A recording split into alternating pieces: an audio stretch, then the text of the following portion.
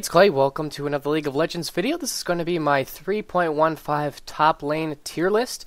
This time I actually did a little bit of a change up and, excuse me, put my information into a PowerPoint presentation. Been kind of debating in my head how to best do this in terms of presenting the information in a way that's interesting to watch. Last time I just had like that Word document and it was a little bit lame. So hopefully this kind of spices things up slightly, but please let me know your feedback if you think this is a little bit more interesting to watch. But anyways, let's talk about what is strong right now. So top lane is probably the most diverse of all the lanes. Mid lane is a little bit similar in terms of there are a lot of different diverse picks. Bot lane is probably the most predictable. You're going to have a support, you're going to have an AD carry. So it's a little bit easier to do a tier list for those lanes because they're all kind of similar. But top lane is very, very diverse. You have a mixture of tanks and bruisers and mages and even assassins and just a lot of different picks that can go into the top lane. So there are definitely champions that aren't on my list that could be, but I just kind of, I don't know, when you're doing a list like this, you just have to, I don't know, look at what's kind of popular and common and all that kind of good stuff. So but anyways, right now we're definitely in a very tanky meta, and top lane is definitely being ruled right now by champions who are very tanky. There are a couple reasons for this. First of all, there have been buffs to the defensive masteries. And so, with those there are just a lot of really good defensive masteries, not just the regen ones. I mean, those are definitely good, but there are also, just some really, really good overall defensive masteries that have really helped tanks out. So even taking more than 21 points in defense can be very, very recommended. I do a 426 from time to time if I just want CDR out of the offensive tree. I'll even do 030 is definitely not a bad choice as well for these hyper tanks. And so, champions that are very tanky and yet deal a lot of damage are definitely very strong right now. Now, carry top laners and assassins, therefore, are a little bit weaker because they tend to not do so well. Assassins and carry-style champions tend to do really, really well against squishies, but not very well against tanks. So you kind of need to take that into consideration. Now, let's talk a little bit about how I created this list. So this is all kind of based on my personal opinion on whether or not I think a champion is strong. I'm in gold right now, and so take that for what you will. This is not, the super high elo competitive thing. This is about solo queue and having success in a little bit of the lower divisions. I started in bronze and worked my way up to gold, so I kind of have a feel for what it takes to get out of those divisions and up into gold. So that's kind of where my perspective is coming from. Now, I do look a little bit at objective data if there's a champion that I don't really know that well. That would be things like popularity, pick rate, ban rate, play rate, win rate, all those types of things that you can find on like Law King or Elofont. So keep that in mind. And then also the last thing that I want to say is that I work my way down. So I pick champions that I think are the strongest, and then moving on from there. So if I think that Shyvana is the strongest top laner right now, all of the other champions need to compare to her. So if I put a champion as really low, it's because I don't think they can hack it with the top. One of the reasons would be that I don't think they can hack it with the top laners. So keep that in mind. It's not necessarily, so the meta is definitely being brought into consideration, is I guess what I'm saying. So anyways, let's get into my top tier. My top tier is Shyvana, Dr. Mundo, Nasus, Wukong, Renekton, Riven, and Jax. There are definitely a lot of tanks. Shyvana, Mundo, Nasus, Renekton, and possibly Wukong, and even Jax to a certain extent. And, Riven has arguments as well. They all have some form of tankiness. Specifically with Shyvana, Mundo, Nasus, Renekton, you're going to itemize really, really tanky. The best items in the game right now are, or in terms of defensive items, are Spirit Visage and Sunfire Cape. And those two items are really, really good on Shyvana, Mundo, Nasus, and Renekton. They can all make extremely good use out of all of those stats. I mean, that gives them health, it gives them armor, it gives them magic resist, and it gives them CDR. And then even like the health regen passive is really good on Mundo, Nasus, Renekton. So, and then the defensive masters as well, they can all take advantage because they have really, really high base stats. Renekton a little bit less so. His damage tends to fall off a little bit, but with Shyvana and Mundo, you just get a lot of. And even Nasus, specifically Mundo and Nasus, they tend to have the best late game damage. With Mundo, you've got his cleavers, which will do percentage damage, so they're always going to scale just because of the way the percentage damage works. It works really, really well into the late game. And then with his W, and if you get a Sunfire Cape, which is basically, his W is basically like 2 Sunfire Capes worth of damage. So it's basically you have 3 Sunfire Capes worth of damage. So even just like standing in the middle of the enemy team, you're going to do a lot of damage. And even if you, on top of that, if you get like a Leandries, your burn is going to be crazy. But anyways, so yeah, those are kind of the gods right now that rule top lane.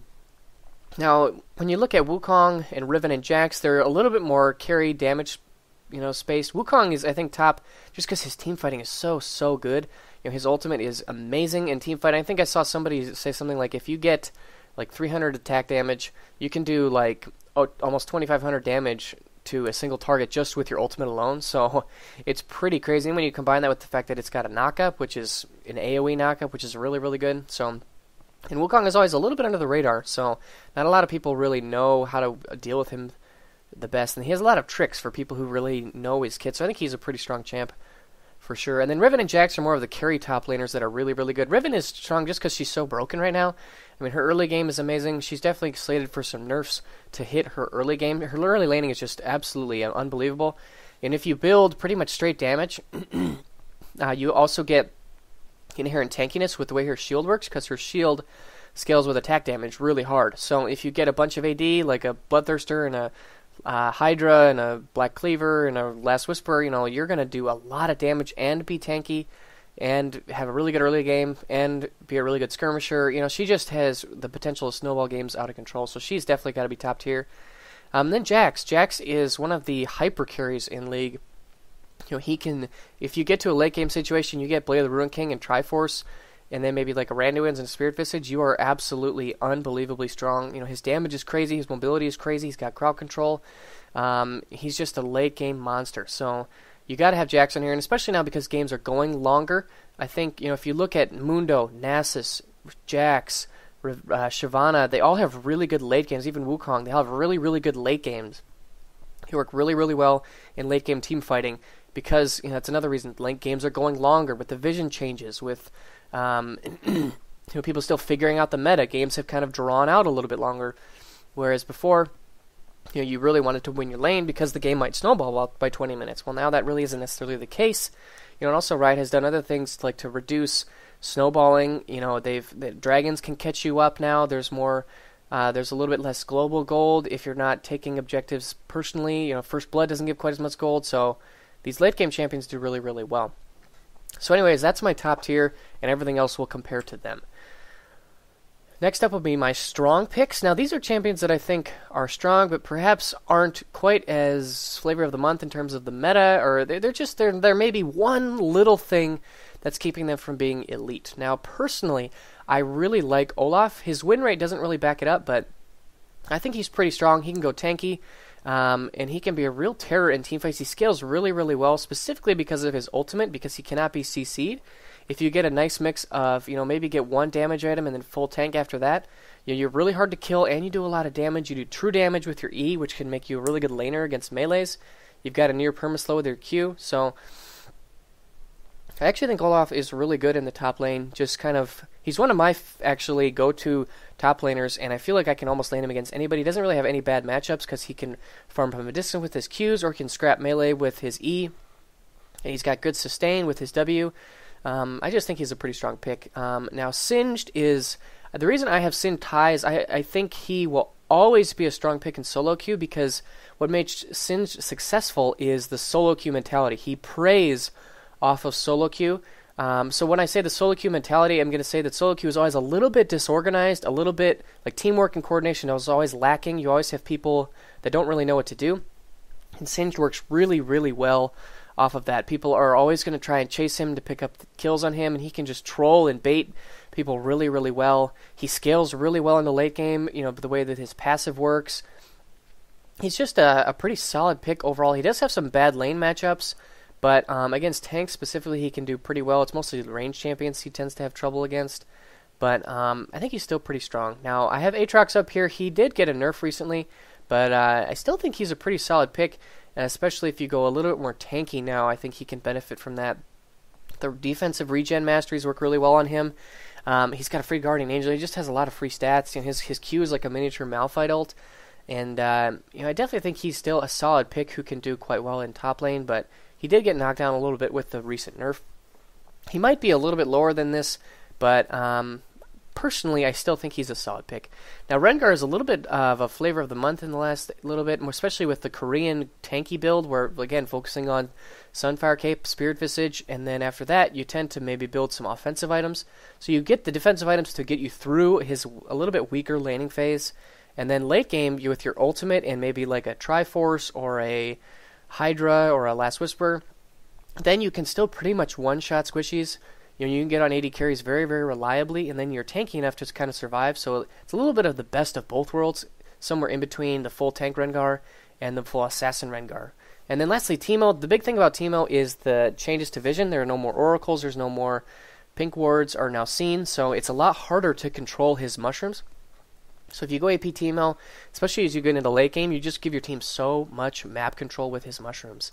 So I think he's definitely a underrated pick just because everybody hates Teemo. Like, he's just, he's such an abomination of a champion. But I definitely do think he is a strong pick right now. Now, these are my solid picks. I don't think there's anything wrong with them. They just don't necessarily excel or take advantage of the meta right now. Now, there's a couple of AP top laners. Going to talk about, like, this is Kennen, Kayle, Elise, Malphite, Swain, Vladimir, Rumble. I think AP top laners are in a okay spot. Now, they don't tend to take advantage of like the defensive tanky masteries right now, and just the overall like tank meta because they're a little bit more off tanks, and they do magic damage as well. So it's a little bit less. There are a lot of good items against magic damage, specifically with Spirit Visage.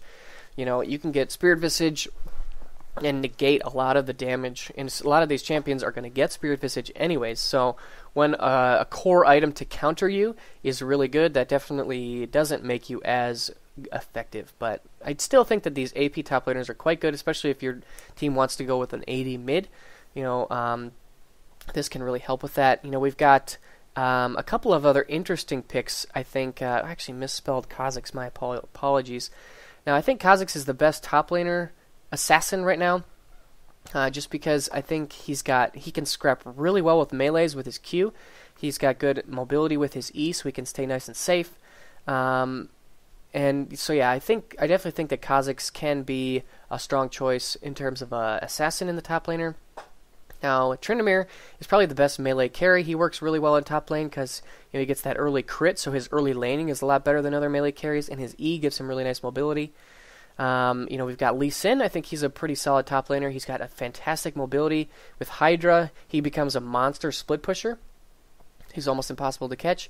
In late game, he can actually peel really well with his ultimate and his E. And he also does really well against attack speed champions. So he's definitely kind of more of a situational pick. Now, I have Nidalee on this page because I actually think that Nidalee can be a pretty solid choice. This is more of the AD bruiser Nidalee. And so you're probably going to get something like maybe Triforce, Blade of the Ruin King, Spirit Visage, perhaps even Frozen Fists, Iceborne Gauntlet. Those are the core items on this more bruiser-style Nidalee. And she has really good laning because she's ranged, she's got a great heal. Once she gets her Cougar farm, she becomes almost unkillable and has really good damage with melees, against melees. She's a really good split pusher. It's just, she's not top tier, or just because, her playstyle doesn't really work that well with the tanky teamfight mid lane or meta that's going on with these late game team fights. She tends to not do quite as well there. So that's kind of my thoughts on that. Oh, and then Karma was also grouped in with this other group of mages who can go top. She does really, really well against melee champions. She can kite extremely well. Makes her a solid pick. Oh, I might have gone too. So now we've come to my... Yep, so these are my below average picks. These are champions who I think need a little bit of help and a little bit of extra... They're just not quite as strong. They require a little bit more knowledge or familiarity. I would really only pick these champions if you're really, really comfortable and feel very strong on them. Because there's something or maybe a couple of things that kind of stand out as problems with them. So Akali, she's also an assassin who can go top. Assassins just aren't really that good top lane right now. If you don't use your W really effectively, she can be ganked really easily because she doesn't escape very well. Her laning pre-6 is pretty weak, and in top lane she can't really roam and snowball that well. Then we've got like Jarvan, Darius, Pantheon. They're all kind of these like 80 tanky champions that don't necessarily want to go full tank, but don't necessarily want to go full damage. They just aren't in as good of a place. They don't really scale that well into late game. Udyr's can be kind of good. You can go full raid boss Udyr. Now, he tends to have some really weak matchups, which is why I think he's below average, especially against more range picks. He can do really, really poorly. But against some of the tankier champs, he can do really well. He just doesn't team fight quite as well as other of these full raid boss tanks. Compared to somebody like Dr. Mundo, he just doesn't soak as much damage or cause as much disruption during team fights. Shen has the opposite problem of Singed. Shen often falls victim to the fact that solo queue is so disorganized and failing on teamwork because Shen is so good with teamwork. Then when you combine that with the fact that he has very, very low damage, he personally doesn't really do that much damage. You have very low kill pressure. He's mostly just kind of about buffing your team and keeping them alive. He just isn't in the best of places right now, just with a couple of marks against him. Jace hit a big. He's just kind of fallen off. His gate cooldown got nerfed, so his poke isn't quite as repeatable. He doesn't really do that well against tanks. Just isn't in the best of places right now. Now Zac, he also got nerfed with his bloblets is kind of the big thing, so he doesn't really trade that well in lane anymore. Now Quinn, she's kind of the only AD carry who I think can do really quite well in top lane, except for maybe Vayne. She can do pretty well, especially against some of these melee tanks. She can tend to shut them down really hard early on. So you just need to make sure you stay safe. Now, the others, we've got like Vi, Cho'Gath, Volibear, Garen, Yorick. They're all kind of in the same boat where, they're kind of in this like tanky fighter category, but they just have some sort of weakness. Vi tends to not do quite as well in top lane. She doesn't trade as effectively. Her Q isn't as good of an escape in a long lane because it slows her movement speed down a lot. So while you're charging your Q to get away, a lot of times they'll just throw their crowd control on you and then it'll get interrupted and it's a sad day. Cho'Gath doesn't really trade that well. Volibear, again, he has a fairly good amount of damage, but just doesn't really tend to work quite as well as some of those other top tier tanks. Garen, he just falls off so hard in late game, especially as games are going longer. His usefulness as the game goes on really drops off. And then Lissandra, she's another mage. I think she can go top lane and kind of be similar to some of those other top lane mages, but I haven't really tested her out quite as much, so I didn't know quite where to put her. Zed, another champion who really doesn't do that well against tanks. Yeah, definitely. All these champions tend to have something that is a little bit of like a glaring problem that definitely puts them as below average. You can definitely still play them if you're really, really comfortable and know their playstyle. But I just think that there are better picks is kind of the thought process here. And lastly, we have my weak picks. With these champions, that's like, so if the last ones had a glaring problem, these guys tend to have multiple problems. So, yeah, I would definitely say these champions are ones you want to stay away from. Again, unless you're really, really comfortable on them, and it's more of like a situational pick where you know who your opponent is going to be and you think you can deal with them pretty well. First up is Fiora, again, a melee carry. She's here in Gangplank, are kind of in the same boat here, and Yasuo, Master Yi as well. They're all kind of similar style champions where they want to build a lot of damage and carry. And in top lane, that just doesn't really work that well. There's too much ramp-up time for them to deal with these tanks who are going to build tanky and to still deal damage with their base damage being really high.